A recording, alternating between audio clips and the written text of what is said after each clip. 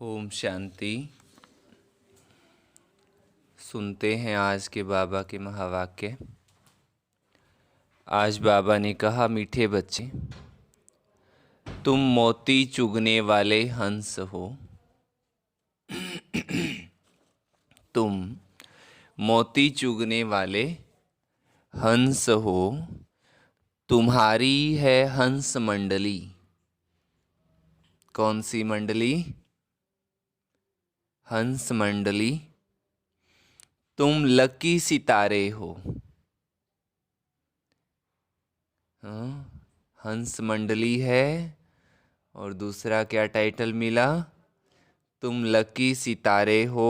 क्यों हो लकी सितारे? बाबा बताते हैं, क्योंकि स्वयं ज्ञान सूर्य बाबा तुम्हें सम्मुख पढ़ा रहे हैं। स्वयं ज्ञान सूर्य बाबा हमें सम्मुख पढ़ा रहे हैं। प्रश्न है, बाबा ने सभी बच्चों को कौन सी रोशनी दी है जिससे पुरुषार्थ तीव्र हो गया है?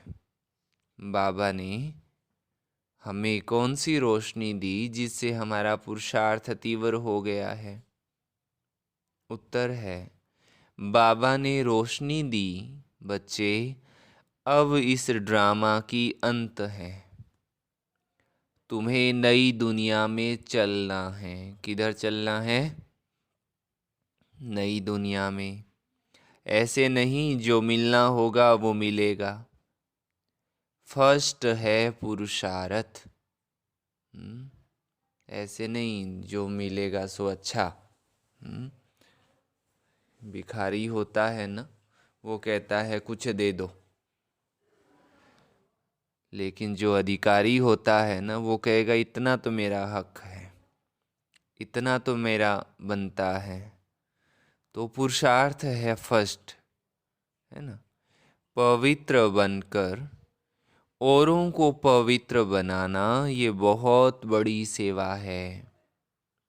खुद भी पवित्र बनो, औरों को भी पवित्र बनाओ। ये रोशनी आते ही तुम बच्चों का पुरुषार्थ तीव्र हो गया है। ये रोशनी आते ही हमारा पुरुषार्थ तीव्र हो गया है। हो गया है, अच्छी बात। नहीं हुआ तो अभी तो तीव्र हो ही जाना चाहिए, है ना। पुरुषार्थ भी करे, रोज मुरली क्लास में भी आए, रोज अमृत वेला भी किया, नियम मर्यादाओं पर ही चले और फिर भी बने झाड़ू पोंछे वाले, तो क्या फायदा? गीत है, तू प्यार का सागर है। बाबा प्यार का सागर है। और किसका सागर है? शांति का सागर है, आनंद का सागर है, प्रेम का सागर है, नींद का सागर है नींद का सागर। बाबा को याद करते हैं तो बाबा से प्यार मिलता है। किसी किसी को नींद मिलती है, तो क्या कहेंगे? तो बाबा प्यार का सागर है। ओम शांति। बच्चे जानते हैं कि प्यार का सागर, शांति का सागर, आनंद का सागर बेहद का बाबा सम्मुख बैठ हमको शिक्षा दे रहे हैं।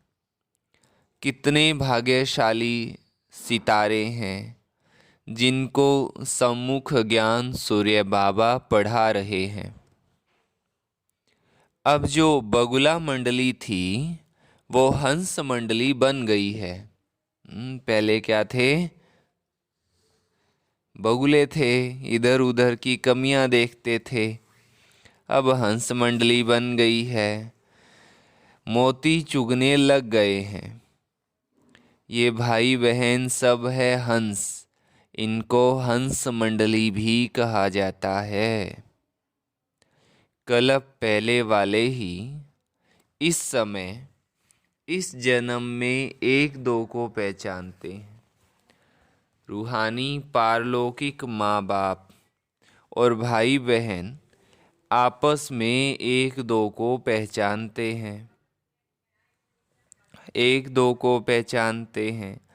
याद है कि 5000 वर्ष पहले भी हम आपस में इसी नाम रूप में मिले थे, याद है? बाबा पूछते हैं। ये तुम अभी कह सकते हो, फिर कभी भी कोई जन्म में ऐसे कह नहीं सकेंगे। जो भी ब्रह्मा कुमार कुमारियां बनते हैं वही एक दो को पहचानेंगे। बाबा आप भी वही हो, हम बाबा आप भी वही हो, हम आपके बच्चे भी वही हैं। हम भाई बहन फिर से अपने बाबा से वर्षा लेते हैं। अभी बाबा और बच्चे सम्मुख बैठे हैं, फिर ये नाम रूप आदि सब बदल जाएगा। सतयुग में लक्ष्मी नारायण ऐसे थोड़े ही कहेंगे कि हम वही कल्प पहले वाले लक्ष्मी नारायण हैं। वाह, प्रजा थोड़े ही कहेगी कि ये वही कल्प पहले वाले लक्ष्मी नारायण हैं। नहीं, ये सिर्फ इस समय तुम बच्चे ही जानते हो। इस समय तुम बहुत कुछ जान जाते हो। पहले तो तुम कुछ भी नहीं जानते थे। मैं ही कल्प के संगम युगे आकर अपनी पहचान देता हूँ। बाबा ही हमें अपनी पहचान बताते हैं। ये सिर्फ बेहद का बाबा ही कह सकते हैं। नई दुनिया की स्थापना तो पुरानी दुनिया का विनाश भी जरूर होना चाहिए। ये है दोनों का संगम युग। ये बहुत कल्याणकारी युग है। सतयुग को व कलयुग को कल्याणकारी नहीं कहेंगे। तुम्हारा ये अभी का जीवन बहुत अमूल्य गाया हुआ है। इसी जीवन में कौड़ी से हीरे जैसा बनना है ना? तुम बच्चे सच्चे सच्चे खुदाई खिदमतगार हो, ईश्वरीय सैल्वेशन आर्मी हो। ईश्वर आकर के माया से तुमको छुड़ाते हैं। तुम जानते हो कि हमको खास और दुनिया को आम माया की जंजीरों से बाबा छुड़ाते हैं। हमको खास कैसे छुड़ाते हैं कि हम ज्ञान सूर्य बाबा के सामने बैठे हैं। सूर्य के सामने बैठते हैं तो फुल रोशनी मिलती है ना। तो खास हमें और बाकी तो दुनिया की बात ही न्यारी है ना। ये भी ड्रामा में नूंद है। अब बड़ाई किसको देंगे, माना ये मेहरबानी किसकी कहेंगे? जिसकी एक्टिंग अच्छी होती है उनका ही नाम होता है ना। तो बड़ाई भी परम पिता परमात्मा को ही दी जाती है। अब धरती पर पाप आत्माओं का बहुत बोझ है। सबसे भारी क्या कहते हैं दुनिया में? सबसे भारी क्या है? पाप। कहते हैं ना फलाना तो पाप के नीचे ही दब गया। तो पाप को सबसे ज़्यादा बोझ वाला बताते हैं। सरसों मिसल कितने ढेर मनुष्य हैं, बाबा आकर बोझ उतारते हैं। सरसों के दाने मिसल बाबा कई बार मुरली में कहते हैं ना, पिस जाएंगे तो बोझ भी हल्का हो जाएगा। वहाँ तो कुछ लाख ही होते हैं, तो क्या 1/4% भी नहीं होना चाहिए है? इसका आधा या चौथा हिस्सा भी बाबा के नहीं होना चाहिए। तो इस ड्रामा को भी अच्छी रीति समझना है। परमात्मा को सर्वशक्तिमान कहते हैं। ये भी उनका ड्रामा में पार्ट है। बाबा कहते हैं, बाबा एक खास बात सुनाते हैं। बाबा कहते हैं मैं भी ड्रामा में बांधा हुआ हूँ। यदा यदा ही धर्मस्य ग्लानिर्भवति, माना कौन से बंधन में, कि जब ग्लानि होगी तब मुझे आना है। ये बंधन है बाबा को, और कोई बंधन का तो मुझे समझ में नहीं आता है। लिखा हुआ है अब वही धर्म की ग्लानि भी भारत में बरोबर है। मेरी भी ग्लानि करते हैं, शिव बाबा कहते मेरी भी ग्लानि करते हैं, देवताओं की भी ग्लानि करते हैं। इसलिए बहुत पाप आत्मा बन पड़े हैं, है ना। ये भी उन्हों को बनना ही है, सतो रजो तमो में आना ही है। तुम इस ड्रामा को समझ गए हो। बुद्धि में चक्र फिरता रहता है। ज्ञान का चक्र हमारी बुद्धि में फिरना ही चाहिए। अगर ज्ञान का चक्र नहीं फिरेगा तो फिर और भी बहुत वैरायटी चक्र हैं। तो बाबा ने आकर रोशनी दी है। अभी इस ड्रामा की अंत है। अब तुम फिर नई दुनिया के लिए पुरुषार्थ करो।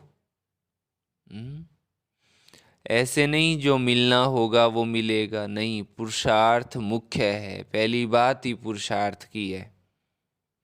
सारी ताकत पवित्रता में है, पवित्रता की ही बलिहारी है।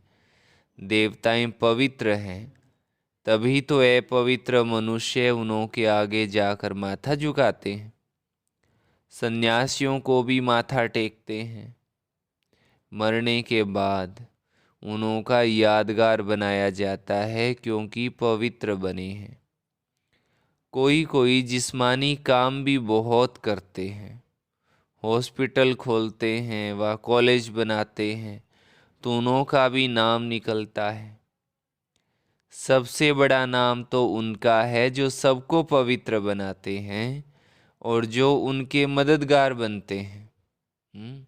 उनके माना शिव बाबा के भी मददगार बनते हैं, और जो पवित्र बनाने में एक दूसरे के मददगार बनते हैं वो सब महिमा के लायक हैं। तुम पवित्र बनते हो उस सदा पवित्र के साथ योग लगाने से। पवित्र बनने का पुरुषार्थ हमें नहीं करना है, हमें पुरुषार्थ करना है बाबा को याद करने का। बाबा की याद में रहेंगे तो मन भी पावन स्वच्छ होता जाता है। तो जितना तुम योग लगाते जाएंगे उतना तुम पवित्र बनते जाएंगे, है ना।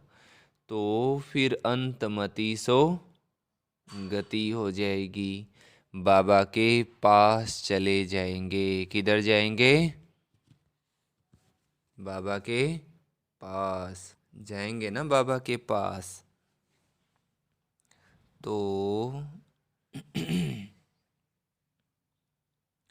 तो वो लोग यात्रा पर जाते हैं तो ऐसे नहीं समझते कि बाबा के पास जाना है, फिर भी पवित्र रहते हैं। यहाँ तो बाबा सभी को पवित्र बनाते हैं। ड्रामा को भी समझना कितना सहज है। बहुत पॉइंट समझाते रहते हैं, फिर कहते हैं सिर्फ बाबा और वर्षे को याद करो। मरने समय सब भगवान की याद दिलाते हैं। अच्छा, भगवान फिर क्या करेगा? भगवान को याद करो। क्यों करो भगवान को याद? उम्र भर तो भगवान को याद किया नहीं और अब करो भगवान को याद, ऐसे कैसे हो सकता है? बच्चा पूरा वर्ष ना पढ़े और पेपर वाले दिन कहला भाई तू गणित का किताब पढ़ ले, तो उसको थोड़ा बहुत दिमाग चलता होगा ना, वो भी नहीं चलेगा। तो ऐसे नहीं होता है। भगवान को याद करने से कोई मुक्ति मिल जाती है तो पूरी जीवन का पुरुषार्थ होता है। मुक्ति ऐसे कोई चावल चीनी के भाव थोड़ी ही है जो मरते टाइम बस 2 बारी भगवान का नाम ले लो और मुक्ति मिल जाती है। भगवान भी इतना भोला नहीं है। पर ठीक है, भगवान आकर के उनको कहता नहीं है कि मैं इनको मुक्ति दूंगा या नहीं दूंगा, तो वो बस ऐसे चलते रहते हैं, झूठे हैं ना। तो बाबा कहते हैं, क्या लाइन थी हमारी? मरने समय सब भगवान की याद दिलाते हैं। अच्छा, भगवान क्या करेगा? फिर कोई शरीर छोड़ते हैं तो कहते हैं स्वर्गवासी हुआ।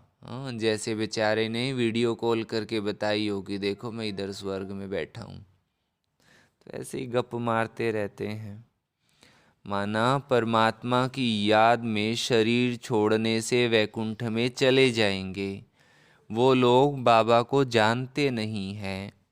ये भी किसकी बुद्धि में नहीं है कि हम बाबा को याद करने से वैकुंठ में पहुंच जाएंगे।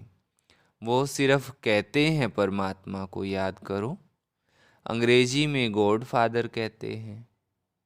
यहाँ तुम कहते हो परम पिता परमात्मा।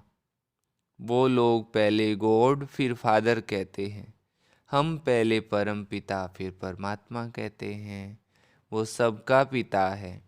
अभी सभी, अगर सभी पिता हों फिर तो ओ परम पिता परमात्मा कह ही नहीं सकते। थोड़ी सी भी बात नहीं समझ सकते हैं। बाबा ने तुमको सहज करके समझाया है। मनुष्य जब दुखी होते हैं तो परमात्मा को याद करते हैं। मनुष्य है देह अभिमानी और याद करते हैं देही माना आत्मा को। अगर परमात्मा सर्वव्यापी है तो फिर आत्मा क्यों याद करे उसे? कितनी सूक्ष्म बात है, बाबा ने समझाई है। अगर आत्मा निर्लेप है फिर भी देही अथवा आत्मा क्या याद करती है? फिर भी करती तो भगवान को याद है ना। तो भक्ति मार्ग में आत्मा ही परमात्मा को याद करती है क्योंकि दुखी है। मानो निर्लेप है, मतलब आत्मा पे कोई लेप छेप नहीं लगता है। तो फिर भगवान को याद करने की क्या ज़रूरत है? लेप छेप लगता ही नहीं। आप सीधा मोटा मोटा हिसाब निकालो कि आत्मा को दुख तो होता है ना, सुख भी होता है, तो ये भी तो एक तरीके का लेप छेप है।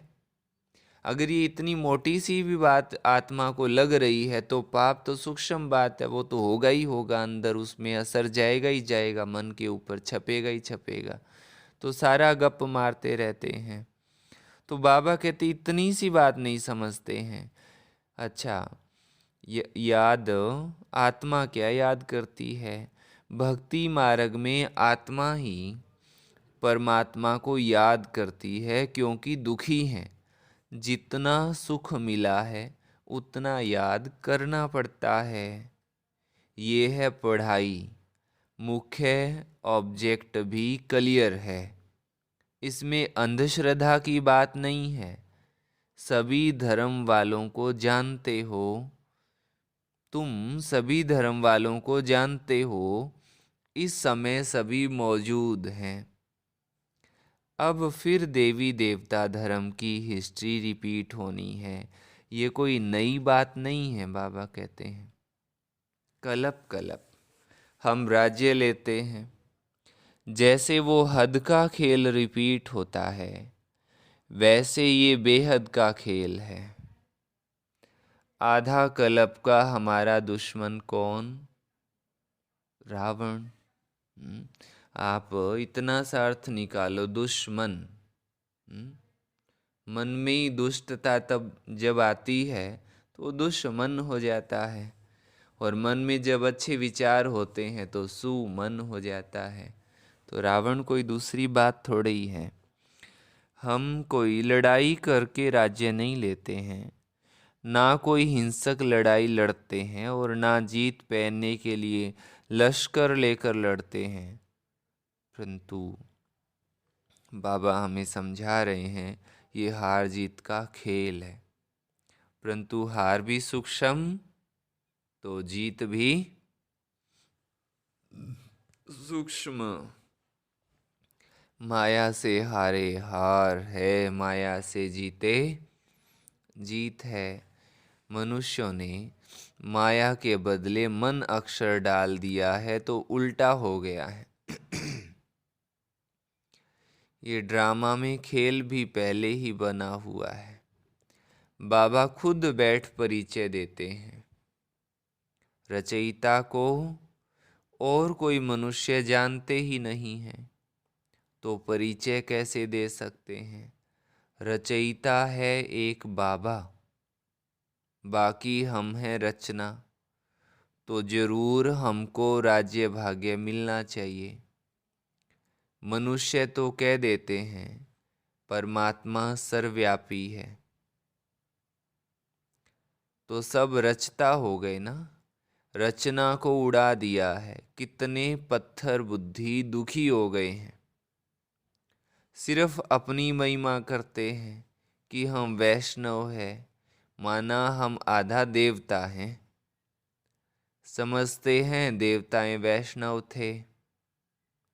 वास्तव में शाकाहारी का मुख्य अर्थ है अहिंसा परमो धर्म, जो हिंसा ना करते हों, है ना। देवताओं को पक्के वैष्णव कहा जाता है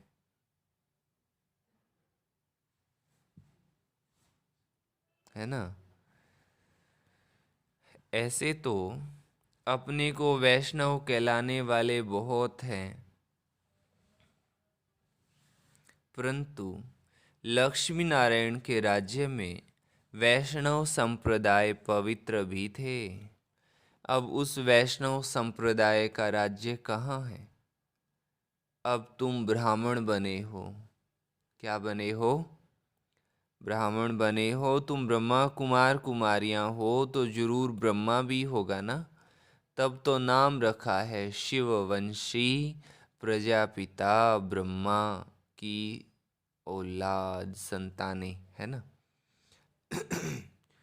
गाया भी जाता है कि शिव बाबा आया था, उसने ब्राह्मण संप्रदाय रची, जो ब्राह्मण फिर देवता बने। अब तुम शूद्र से ब्राह्मण बने हो, तब ब्रह्मा कुमार कुमारी कहलाते हो। विराट रूप के चित्र पर भी समझाना अच्छा है। विष्णु का ही विराट रूप दिखाया है। विष्णु और उसकी राजधानी ही संतानें ही विराट चक्र में आते हैं। ये सब बाबा के विचार चलते हैं।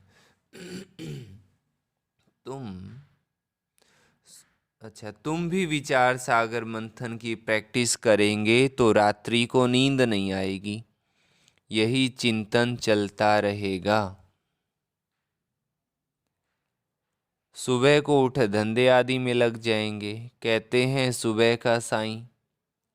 तुम भी किसको बैठ समझाएंगे तो कहेंगे ओहो, ये तो हमको मनुष्य से देवता, बेगर से प्रिंस बनाने आए हैं।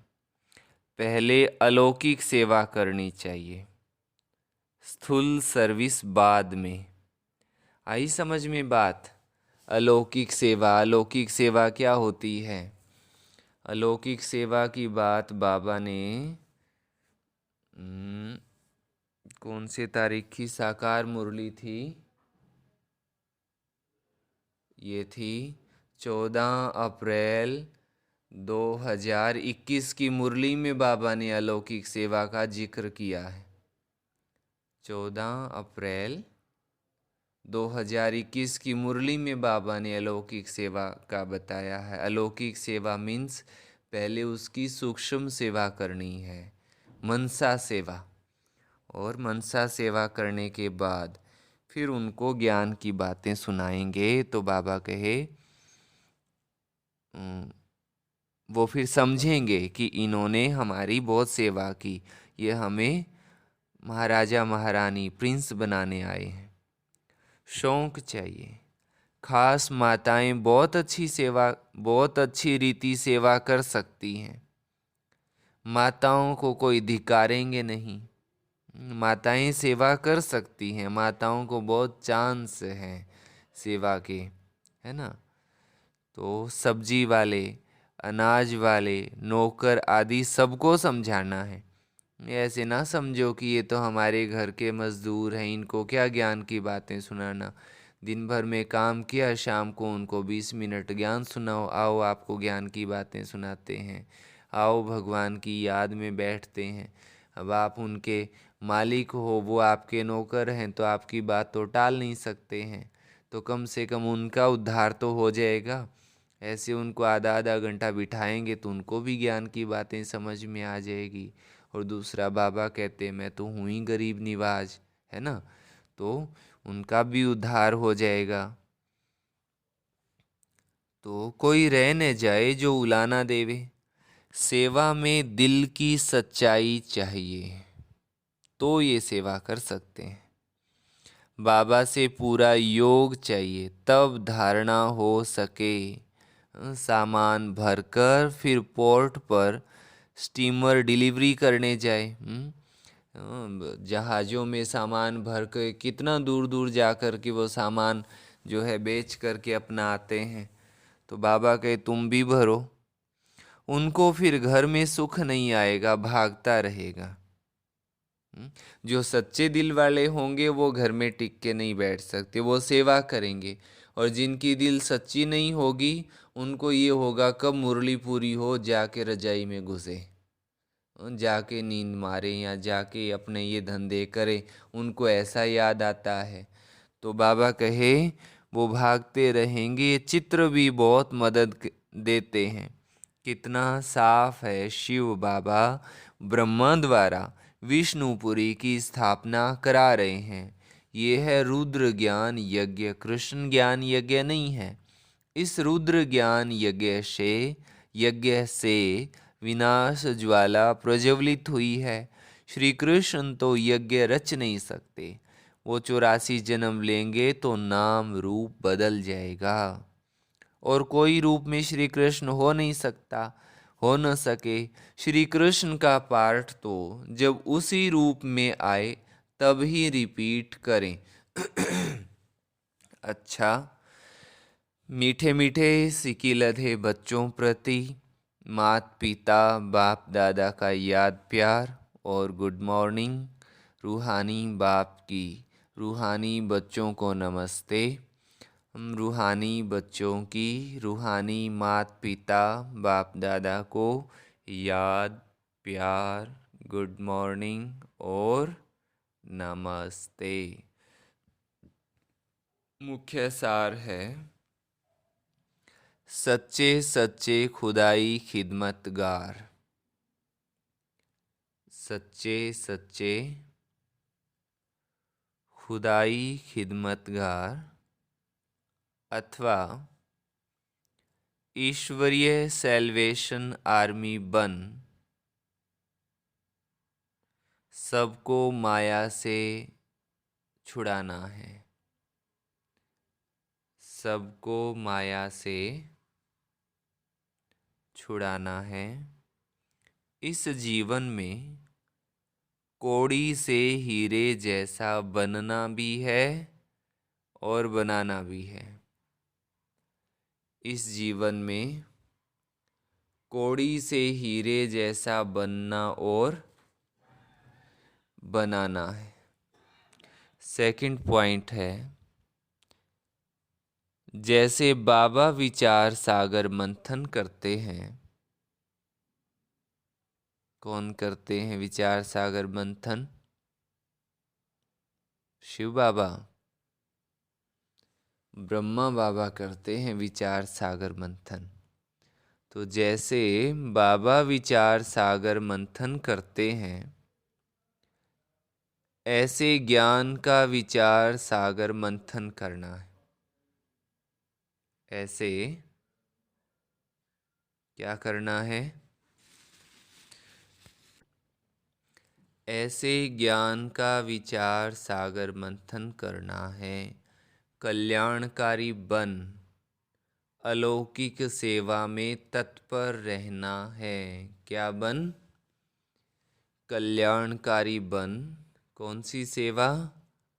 अलौकिक सेवा में तत्पर रहना है। दिल की सच्चाई से सेवा करनी है।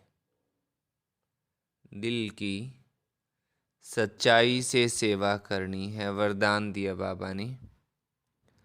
छोटी छोटी अवज्ञाओं के बोझ को समाप्त कर, क्या कर, छोटी छोटी अवज्ञाओं के बोझ को समाप्त कर, सदा समर्थ रहने वाले श्रेष्ठ चरित्रवान भव। सदा समर्थ रहने वाले श्रेष्ठ चरित्रवान भव। जैसे अमृत वेले उठने की आज्ञा है तो उठकर बैठ जाते हैं, लेकिन विधि से सिद्धि को प्राप्त नहीं करते।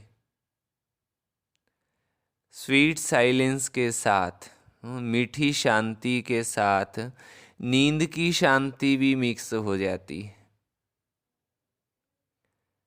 है ना। साथ में सो जाते हैं और फिर उनको कहो कि ये क्या कर रहे हो, कहेंगे आज तो बहुत शांति की अनुभूति हुई, योग में बहुत ही शांति मिली। और कोई कोई का तो हेलीकॉप्टर भी स्टार्ट हो जाता है। बाबा की आज्ञा है किसी भी आत्मा को ना दुख दो ना दुख लो। इसमें दुख देते नहीं हैं लेकिन ले लेते हैं। क्रोध नहीं करते हैं लेकिन रोब में आ जाते हैं। ऐसी छोटी छोटी अवज्ञाएं मन को भारी कर देती हैं। अब उन्हें समाप्त कर आज्ञाकारी चरित्र का चित्र बनाओ, तब कहेंगे सदा समर्थ चरित्रवान आत्मा। स्लोगन है, सम्मान मांगने के बजाय सबको सम्मान दो तो सबका सम्मान मिलता रहेगा। आदर दो तो आदर मिलेगा ना। अच्छा, ये थी बाबा की आज की मुरली। आज बाबा ने हमें हंस मंडली का नाम दिया और हम हैं सौभाग्यशाली सितारे जो ज्ञान को ही मनन चिंतन में रखते हैं, है ना, और दूसरों की अलौकिक सेवा करते हैं। अच्छा, ओम शांति।